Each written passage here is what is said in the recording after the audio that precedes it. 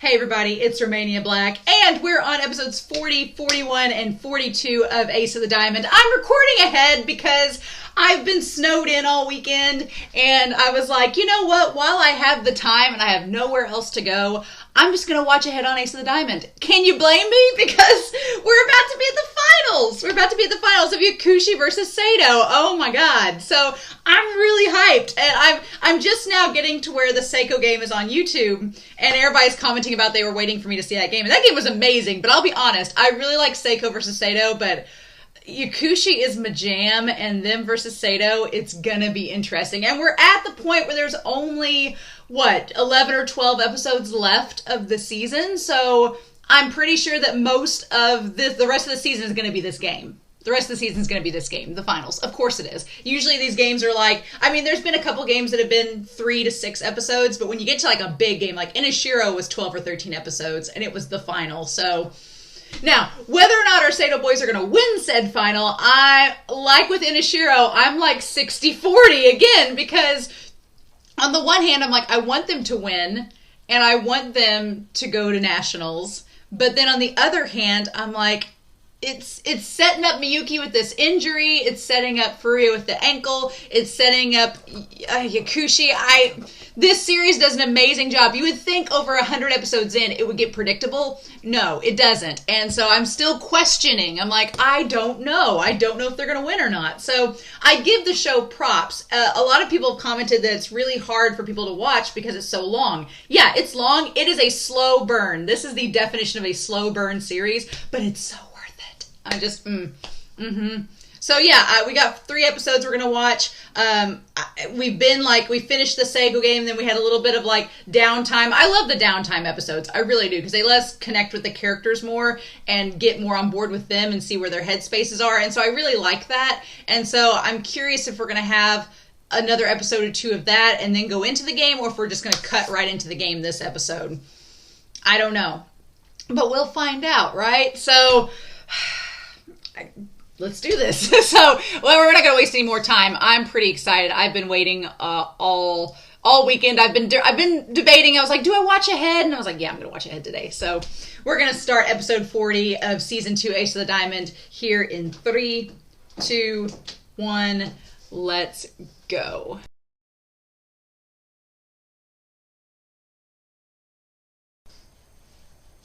So we started the game. So we started the game. It's 2-0, right? 2-0, right? Kuramochi and Zono have scored. So we started this game. And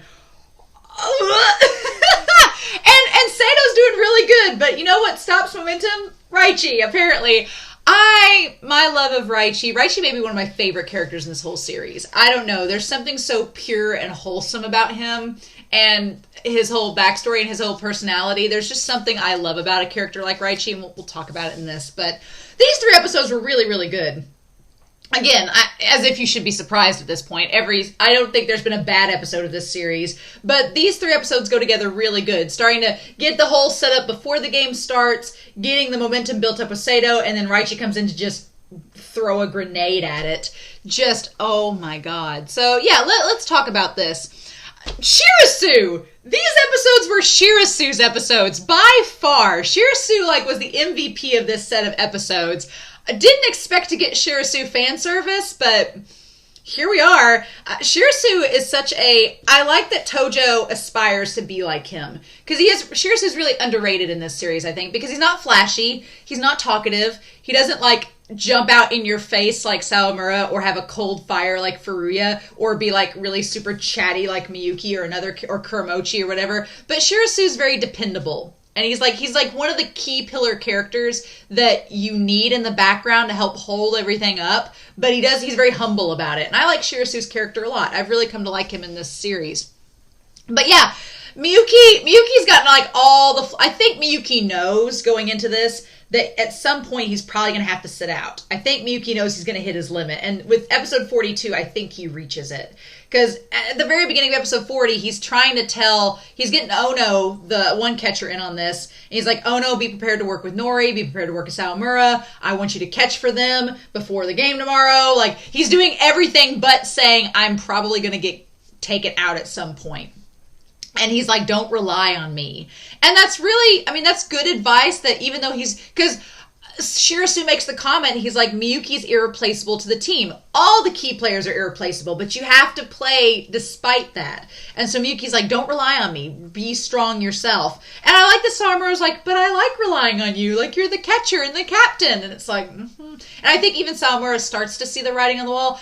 The fact that May picks up on it, like, May's been there for 4 seconds, and he already is like, what is Kazuya? And he calls him Kazuya. Like, he calls him on a first name basis. He's like, oh, is Kazuya injured or something? Like, is my ex injured? What? May gives off such ex-boyfriend vibes with Miyuki. It's so hilarious. And I love that as soon as he shows up, Harada's like, oh, did you finally figure out how to get here? It's like, yeah, the fact that he calls him Kazuya. May is the only one that calls him Kazuya out of everybody in this series. So I'm like, ex-boyfriend vibes for sure. It gives me such joy. I can't help it, right? But yeah, and so then Kuramochi, like, I like that Kuramochi confides in Shirasu, being like, look, I don't know for sure. I know you're not a gossip. If we tell Zono's dense. He's going to be loud about it. But I know you're quiet and you're not a gossip. So I think Miyuki's hurt.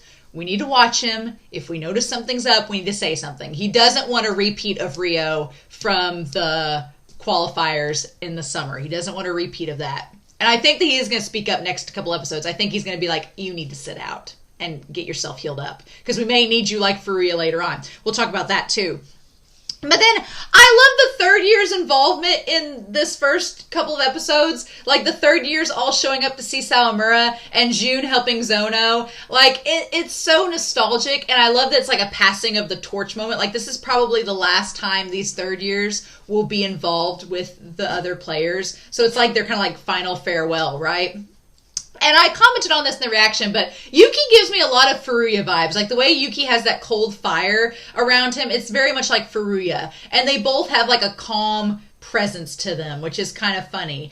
I don't know if I would ever picture Furuya as the captain of Seido. I don't think he has the communication skills to be the captain. I could see, like, Hariichi being the captain, maybe. Or I could see Shirasu or Tojo being the captain, honestly. Well, Shirasu, he could be captain next year. Well, no, he's a second year, so he's not going to be captain next year. That's Miyuki. I could see Tojo maybe becoming captain of the first years, because Tojo's like kind of like Shirasu reliable, or Hariichi. I don't see Sawamura or Furuya becoming captains, because they're just... Sawamura maybe could become captain because he is very communicative, but he's just so like, I can't see him being like, we need to think about this. Sawamura would be like, yeah, optimism. And then you have someone like Miyuki and Yuki that are perfect to be captains, because they can communicate enough, but they're reliable and have that calm, collected presence. I love Sawamura, but boy is like freaking ray of sunshine, chaotic gremlin mode. It'd be like if Raichi was captain.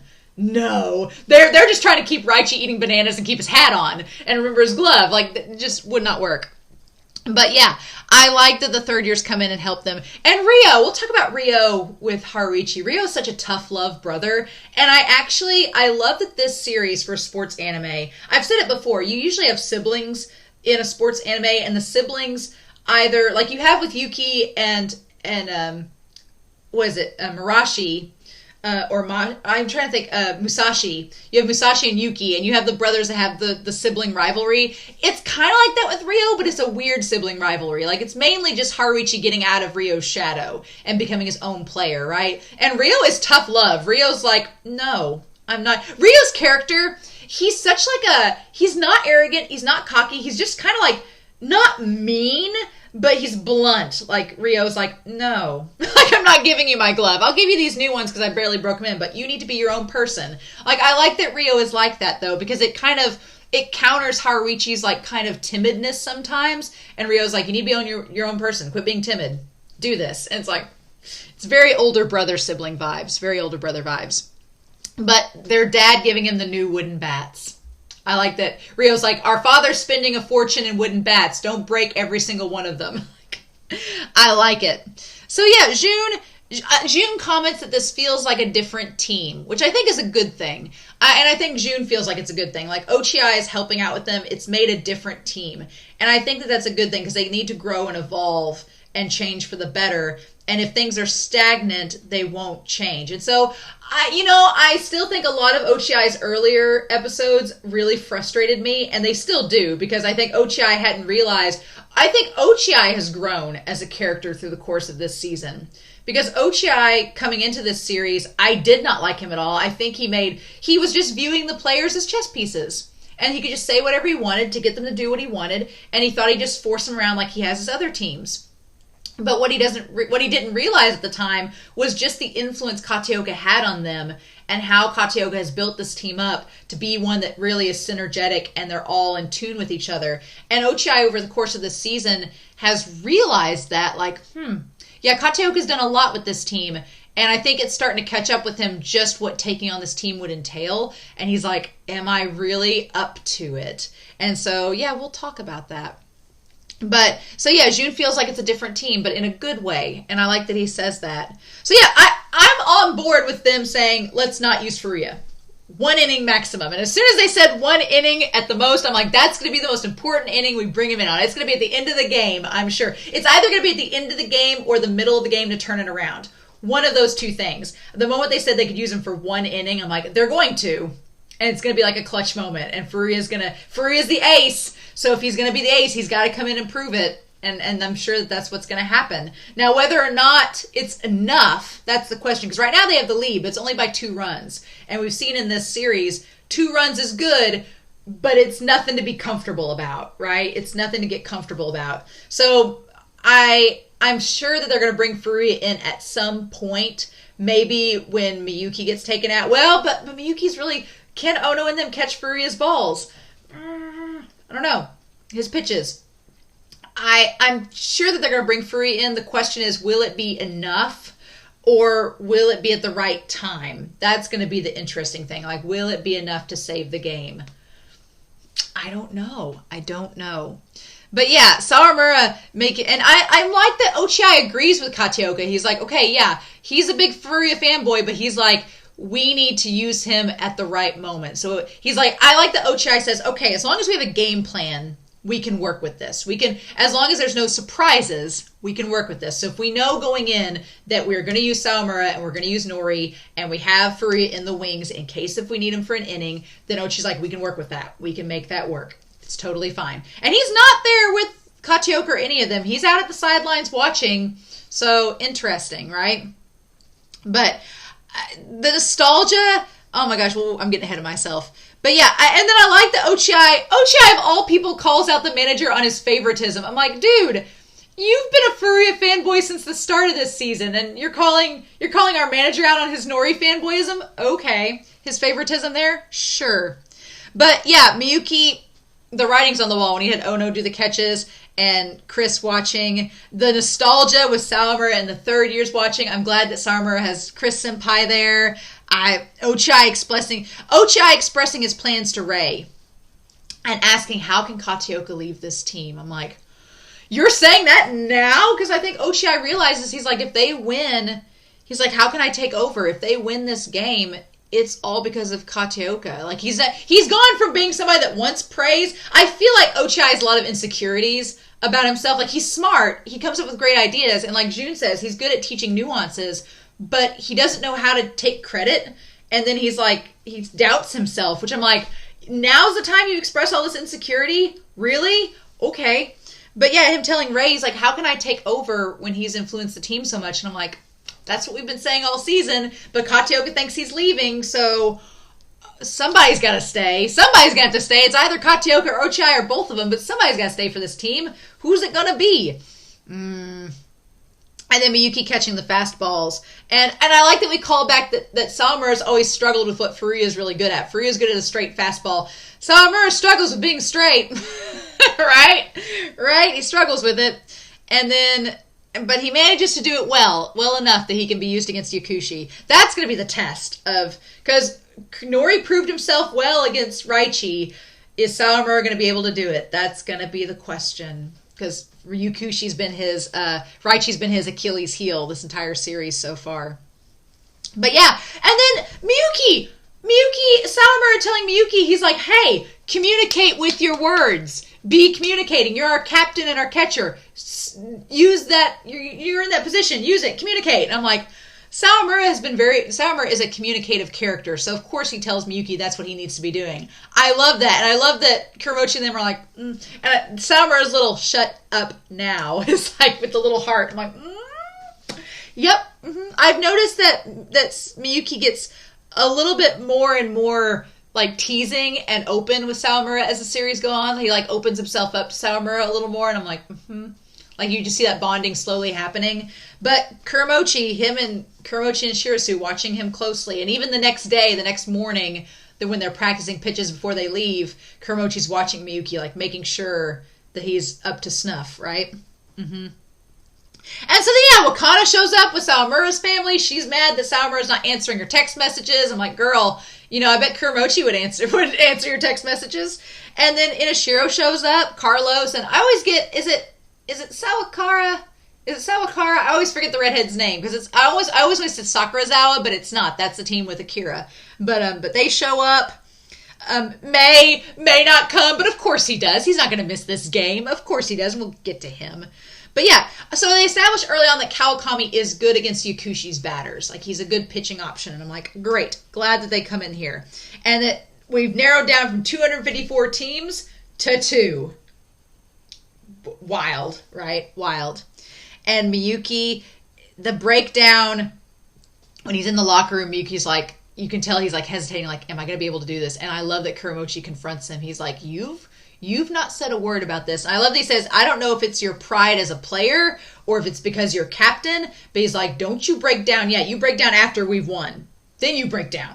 But not during this game. And it's like he's throwing the gauntlet down. He's like, don't you dare have doubts now. You've made yourself come this far. You've made yourself play despite your injuries. He's like, don't you dare put this on the rest of the team. Because the rest of the team can't take it right now. Like, not during this. Not like what Rio did. He's like, no. He's like, I'm going to tell you what I should have told Rio from the start. It's like, okay. All right. And Miyuki is, to be fair, Miyuki is playing it cautious as he can. He's being as cautious as he can be. I think Rio, during the qualifiers, Rio was playing it off as nothing was wrong, everything's fine, don't worry about me, and wasn't being cautious. And I think that Miyuki is like, no, I know my limits. I'm going to act within them. And it's like, okay. So yeah, the team, they established, again, that Seido has not been to nationals for 7 years. And it's like, yep, And Miyuki teasing Sawamura more. I like it. Mishima pitching. I like that Mishima's like, this is my chance to go 9 innings. And Todoroki's like, you're not going to make it past 2. And he doesn't. So it's like, he's just there to warm up and start the game off, right? And get a feel for Seido. Coach Todoroki is surprisingly, and I guess I should have realized this from previous games, he is surprisingly analytical with all this. He is pretty darn smart about what to do and how to read teams. Like, he has a great instinct as a coach to what to tell his players. He's like, here's what we need to do. And like telling Sanada, being like, go for the breaking balls because this is what they're going to expect. It's genius. I don't think Todoroki gives enough credit because he seems like he's so lazy and like laid back, but no, he's very much on the up and up. So, Rio. I love that Rio comments on Kuramochi and he's like, he thinks too much. And that's very much Kuramochi's character. We don't think about that with him as a character because he comes across as this like delinquent, former delinquent that's just like the tough love player that takes a neutral stance on everything. But he thinks too much. Rio's like, yeah, no, he gets too considerate. And because of that, he gets too much in his own head.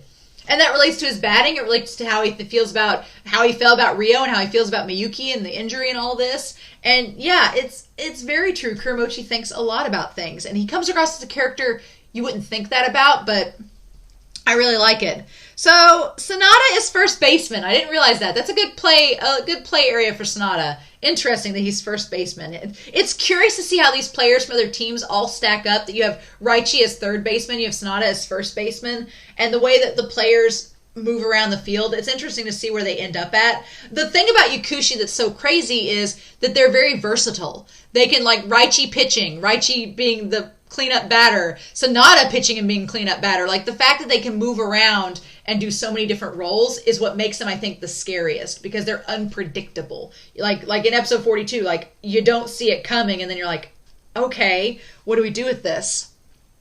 But yeah, so Kuramochi doing really well. Haruichi getting walked because Mishima shows that. That was the first time that when Mishima walked Haruichi, I was like, okay, Mishima may not last too much longer because when he gets nervous around certain players. But yeah, let's talk about, and then of course Todoroki is like, Mishima does well because he's dense. He doesn't think too much. He's the opposite of Kuramochi. He doesn't think too much, so he's able to just be dense enough to make the play that's needed, but he doesn't let mind games get to him. But he gets too arrogant sometimes, and that's what causes the problems later on and gets him replaced. I want to talk about, though, Harada and Yuki's dynamic. I was like, oh yeah, because at the end of the summer game, we saw Harada and Yuki like be so respectful of each other, and there clearly seems to be some history there between them, like they've played together for 30 years. But seeing Harada, I think it's very telling that Harada does not hang out with Inashiro. He hangs out with Yuki and Seido. And it looks like Mei and Itsuki are hanging out with Yuki and Seido. I think that says something about their team dynamics, that Harada really was never close to the Mei pack. There's the Mei pack that's like Carlos and all the players that came with Mei to join Inashiro. They all huddled together, but they really don't like. I think they like Mei, but it's more like they respect him more than they really want to hang out with him. Is sort of the gist I get, which is why Mei doesn't. It's a funny dynamic because we see the third years all hanging out together, and we see like the camaraderie between Seido. Inashiro, oddly enough, doesn't really have that camaraderie. And I noticed it in this episode that really Harada's hanging out with Yuki. They're like the third years, they have like the bond, and maybe they're going to play on the same team or maybe play against each other in college ball or in pro ball. So they're like, hey, what's up? And I don't ship Harada and Yuki. I think they're like BFF bros. I honestly, if I ship Yuki with anybody, it's the third year manager girl. And of course Harada and Mei kind of, maybe, but Harada and Yuki have like best bro, like the bromance BFF vibes. And I feel like Harada and Yuki would like go to a sake house in their 50s and like sit down and have drinks together and talk about baseball, but that's it. Like I get that vibe. But Harada hates Miyuki. Harada does not like Miyuki because of him not being able to predict things and the kind of player that he is. And Yuki's like, well, yeah, of course. But I find that so fascinating. Looking at this episode, Inashiro really doesn't have that synergy. They're all off kind of in bits and pieces. You have Carlos and them over together watching the game. You have Harada hanging out with Yuki, which Harada's a third year. He's technically no longer with them. But then Mei and Itsuki show up, and they're hanging out with Harada, so not hanging out with the others. So it's curious, like they don't have that synergy like Seido has. And it's becomes apparent in this episode, which is interesting. But yeah, so episode 41, Nori's pitching, doing great. And then Miyuki's like, bring out the new pitches. Let's be bold. Let's not be timid. You can't be timid around Yakushi. Let's just start off on a good foot. Let's bring out that sinker. I've noticed Miyuki really likes, whenever there's a new pitch on the table, Miyuki's like, let's just try it out now. It's like Miyuki's not patient. He gets impatient and greedy. He wants to try out the new pitches right off the bat. And it gets tapped, but Todoroki instantly figures out the pitches. He's like, okay, Nori's going to use sinkers and sliders.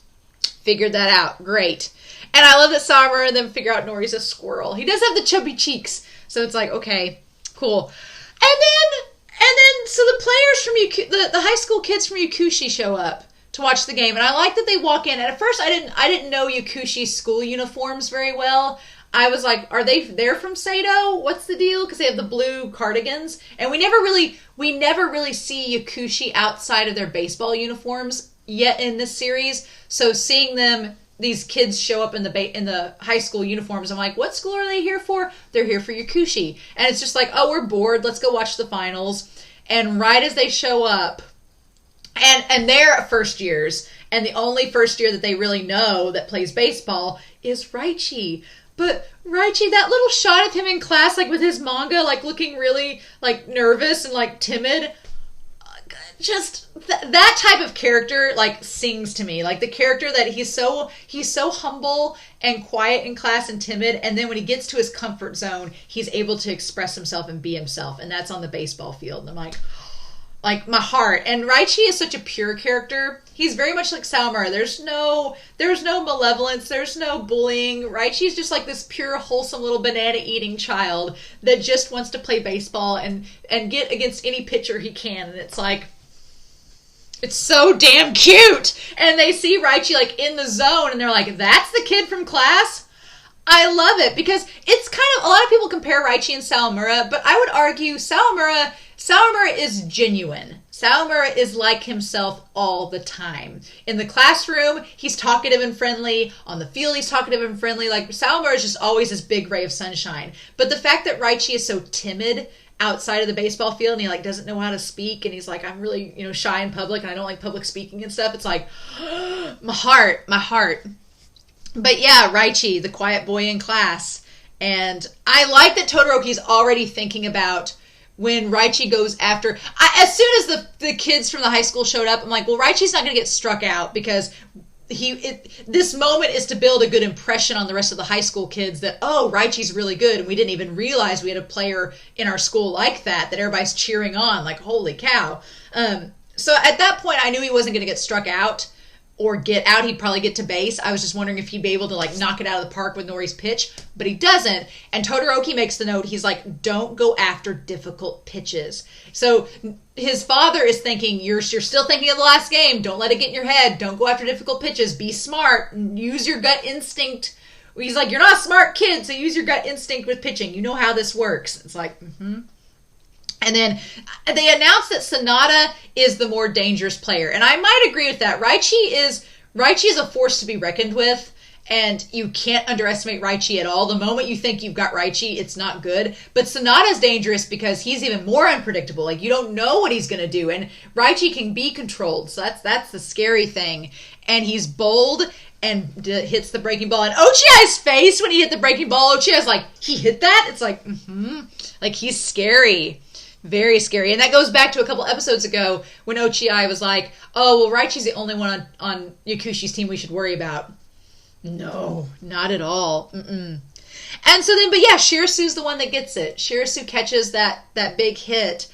And I love Shirasu's monologue where he's talking about how like Miyuki's irreplaceable on our team. So we have to step up and make sure we can be just as good no matter what happens. And Shirasu, MVP, my boy. When Sawamura was like, let's give him another round of applause, I was like, please, let's. He deserves it at this point. And then Todoroki's stunned that he caught it. He was like, I love the contrast between Ochiai being stunned that Sanada hit the ball and then Todoroki being like, are you serious when it got caught? It was great. It was great. And then we go to episode 42, which may be my favorite episode of the whole set. May with Itsuki. What a freaking diva. And it's Aaron's voice actor from Attack on Titan. I freaking love it. I love that one, May had Itsuki carrying both of their bags. Bless his heart. Give Itsuki like a damn cookie. This boy has to deal with such a diva, such a drama queen. And two, May commenting how like, well, I could have gone pro in soccer, but I want to challenge myself with baseball. And it's like, shut up, you diva. But yeah, them just showing up fashionably late, like you do. It's great. And then we have Harada with Seido in the third years. And I wondered what would happen, but it looks like May's going to hang out with Harada in the third years, which is curious, very curious. So yeah, Zono manages to score, and it's 0-1. I love that Tojo looks up to Shirasu. Tojo, I love that there's different second and third years that are role models for the first years. Like you have, obviously, Chris Senpai and Yuki were role models for Miyuki. And Chris Senpai has been a role model for Sawamura. And I like that you have Yuki kind of being a role model somewhat for Furuya. But then you also have, in this case, you have Tojo looking up to Shirasu. You have Zono looking up to Jun. You have Miyuki looking up to Yuki. It's really cool seeing the third years being role models to their underclassmen. But yeah, so Raichi jumping up to catch that ball, like jumping up, like... I think it's important to note that Raichi is not a tall player. Raichi does not have a lot of height, but the boy's like the athletic body that this little kid has, that this 16-year-old has, like his leg strength to be able to jump that high and like his core strength, because when he pitches, the fact that he like lunges practically to pitch and has that much power, it makes sense that he has enough like arm strength because the guy like bats 500 times a day. Like his biceps and arm muscles are probably crazy. But the fact that he has so much lower body strength to not only like lunge when he pitches, but to jump up that high to get it, I love that Saomura and Furuya get on the same page, because this whole set of episodes, they've been kind of off. Like, it shows they were calling what Kuramochi was, and they're like, you're a ferret! No, you're a weasel! And then they finally agree on weasel, and Kuramochi's like, I'm a cheetah! And I love that Sanada gets in on it. Sanada's like, what are you guys doing the animal nicknames? Can I be one? Like, I love that Sanada's just like, here's the thing about Sanada's character. Sanada comes across as like a playboy looking character, like the good looking handsome guy, as a character, and you kind of want to think, and I use Haikyuu as a reference, you want to think that Sanada is like Oikawa, just because he's like the pretty boy. No! Sanada is surprisingly a jock and really simple. Like, Sanada in the last couple episodes, when we feel like he was just trying to be lazy and skip practice, Sanada's kind of like just like a simple jock. He just happens to be really hot, right? Because he like really appreciates Raichi, I think, because of Raichi's simplicity too. It's like-minded spirits. It's the weirdest thing. It's very unlike a sports anime. Like, Sanada and Raichi are they're very unique characters in the sports anime world. I feel like Sanada and Raichi go against a lot of stereotypes and archetypes with characters in sports anime and anime in general. So it's kind of fun. I like it a lot. It's probably why they're my favorite characters in the show. Right? But yeah, so you have Saomura and Furuya getting on the same wavelength, where they start calling Kuramochi like the ferret and the weasel, and then they agree on it. And then Saomura makes the whole squirrel comparison by himself. But then they call Shirasu a flying squirrel, and Furuya's like, yeah, flying squirrel, that makes sense. And then at the end, you get the idea that they call Raichi a marlin. Like, Saomura says, oh, he's a black marlin, or a white marlin, and Furuya's like, he's a black marlin. Like, they're getting on the same wavelength, and it's kind of scary. The fact that Furuya and Saomura are slowly syncing up with their thoughts is very, very scary. But yeah, I like that for Nori as a pitcher, Kateoka gives him this advice. He's like, whatever, and it's kind of for all the pitchers, but for Nori especially, he's like, whatever we decide to do, whether it's to walk Raichi or however we pitch or be bold in our pitching strategy, don't run away. Commit to it. Be confident and commit. Like, whatever you end up having to do, don't do it half-heartedly. Like, commit or we're not going to get anywhere. I really like that. And then, yeah, Sanada wants in on the whole nomenclature with the animal nicknames. I don't know. I think Raichi's like a monkey because he eats all the bananas. I don't know what Sanada would be. It's interesting. I'm not sure what Sanada would be in all this. But then we have, it's 2-0, Kuramochi, and I like that Inashiro notes that Kuramochi just went for it. Like, super confidence. And Mimura! In this entire series, forgot that there was a third base coach. I don't know anything about baseball. I just learned from this show. So I was like, what? And I've always noticed that there is the guy there that's always telling him whether to run or not. And I don't know the role of the third base coach because I don't play baseball or softball, so I don't know how that works. And we've not really had a lot of focus on him. But I like that we get reveals in this game that Kuramochi was like, him and Mimura had been planning this strategy the whole time because they noticed that over the summer, Yakushi's outfield was not quite synergetic. And they're like, if we play our cards right, at the right moment, we can use this move. And it just happens to be that time. Crazy talk. I didn't even know. But yeah, he gets on base and it's 2-0 in the third inning. And we get that moment with Haruichi. We get two moments with him. One, when Kuramochi's like, good job, Haruichi, go get him. It's the first time he's called Haruichi by his first name. I'm like that, them gaining that camaraderie to the level, because he always called Ryo by his first name, but he'd been calling Haruichi by his last name. And it's like, it's that moment, it's between him and Ryo's moment with him that Haruichi gains like a little bit of individualism, like his own agency. He's like, okay, Kuramochi's calling me by my own first name, so he's recognizing me as my own person. And then we cut to him asking Ryo, which these 3 episodes set up that conversation. They're like, we'll go back and tell you about Haruichi and Ryo's conversation, and they make us wait like 3 or 4 times, and we finally get it, and it's Haruichi asking Ryo for his gloves. He's like, I want to take a part of my brother with me to the field for this game, right? Even though we can never go to nationals together, I want you there with me. And number 8, I always forget his name, but the guy that's the Ryo fanboy, number 8, he's off to the side like, why didn't I ask for Ryo's glove? Like he's sitting there like, are you really going to get Ryo's glove? Really? And Ryo's just like, no. Like, no. He's like, one, it won't fit you. Two, I'm planning on playing professional baseball, so I've got my own future to worry about. And I like that Ryo, it's tough love, but Ryo's like, Harichi, you've got to become your own person. You can't take me with you forever. But he's like, fine. You can have these new gloves. I've not broken them in yet, but they're technically mine, so I guess. You know, it's like he wants to help his brother out, and I'm sure Ryo probably thinks that sentiment is really sweet, but because he's the defensive older brother, he can't show that soft side of him. He's like, fine. And then anytime we see Harichi's eyes, it's like, like he just has his eyes open up. So good. Such a good moment. But yeah, he ends up getting out, right? And then Raichi gets called in to pitch. And God, the animation of him pitching, it's like all the like evil waves coming out of the ball. It's so funny because the animation and the music, it makes Raichi out to be like this dastardly villain of the series. And he's like an innocent, unknowing banana boy that you're like, it's great. But I love that Miyuki says he hates pitchers like Raichi.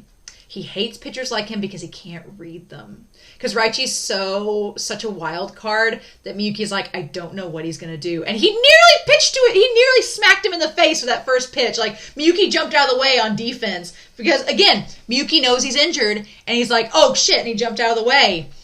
And I will say this. I love that moment. I love that they focused on it. As soon as Miyuki ducks out of the way to avoid that pitch, Raichi is like right in Miyuki's face. And he's like, I'm sorry. Okay, do you know I'm sorry? And that's the thing about Raichi's character. That pitch, like, if it had been Sawamura, it would have thrown him off. And Sawamura would have been like, oh my God. But Raichi, it doesn't throw Raichi off. But Raichi is also sincere enough that he's like, hey, are you okay? Like, and because Raichi can't speak well in public with people he doesn't know, he can't say I'm sorry to Miyuki. So he just gets really close to him and he's like, are we good? I'm sorry. It's one of my favorite moments in this whole game so far is Raichi just being like, are you okay? Like, oops, sorry. But then he goes right back to being a monster. Raichi may be my favorite character in this whole series. And these episodes may have cemented it.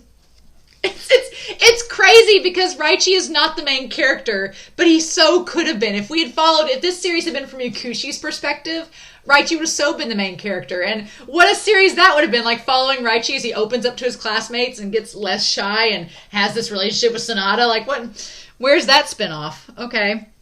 But yeah, I love that. And that he nearly hits his head. And then as everybody's like, and everybody notices, they're like, what? Miyuki's been off his game. Miyuki's like, he's been really super cautious the last 2 innings. Like, what's up? And everybody's slowly figuring out that something's wrong. And I like that we have Carlos and I want to call him Sakurazawa, but I think it's Sawamura. No. Sawazura. The redhead guy, I always forget his name. I always want to say Sakurazawa, and I know it's wrong. So I'll look up his name. What is his name? I'm going to look that up right now because it's going to drive me crazy, and I just want to know. Okay. Inashiro, I need to know the players' names. Help me. What? Shirakawa? Is it? Is it Shirakawa? Yes, Shirakawa. I want to say Sakurazawa. It's Shirakawa. There we go. So Shirakawa, I like that Carlos is like, well, maybe he was just playing it safe and avoiding the pitch. And Shirakawa's like, he's not been doing as well as he has been in the past. What's up?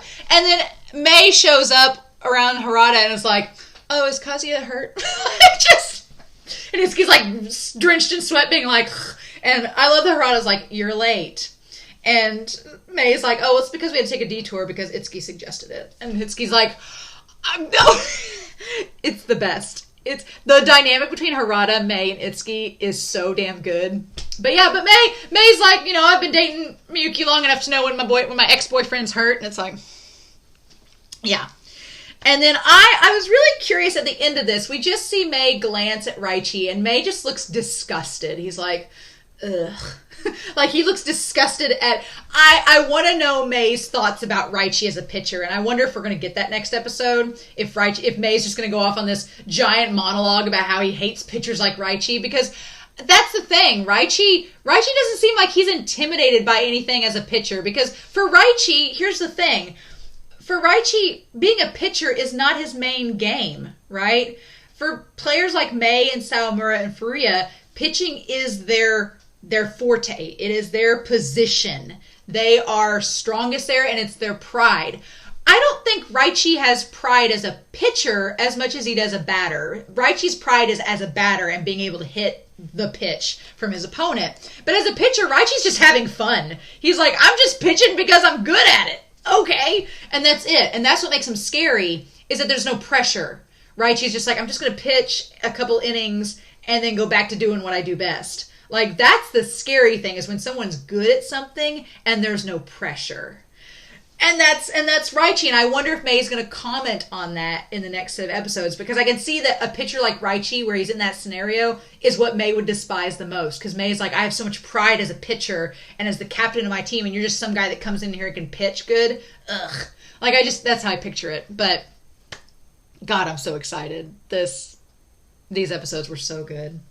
So yeah, I'm really curious now that Mei's there. It's gonna be lots of diva commentary. I'm here for it. Miyuki's injured. It's only a matter of time. The sand is in the hourglass now. We know Furuya can come in one inning. It's just a matter of when. Is Furuya gonna close out the game, or is he gonna come in to replace Nori for an inning? That's the question.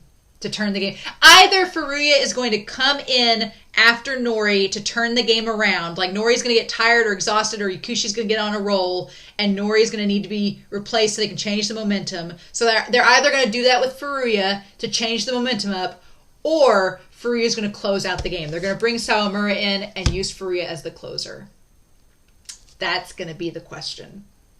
So, and this game is 2-0, but again, that means nothing. Like Raichi has come in and completely changed the momentum around in this, so all bets are off. Like, we're only like in the third inning. There's no way to call this quick, and I'm excited by that, but I'm also really nervous. So I hope you all enjoyed this reaction. These episodes were great. It's cemented that Raichi's my favorite character in this whole show. Yakushi may be my favorite other team other than Seido, but yeah, really good stuff. So I'm curious to know your thoughts down below. But in the meantime, I hope you all have a wonderful week. Please stay safe, take care, and yeah, I'll be back soon with more Ace of the Diamond. Bye.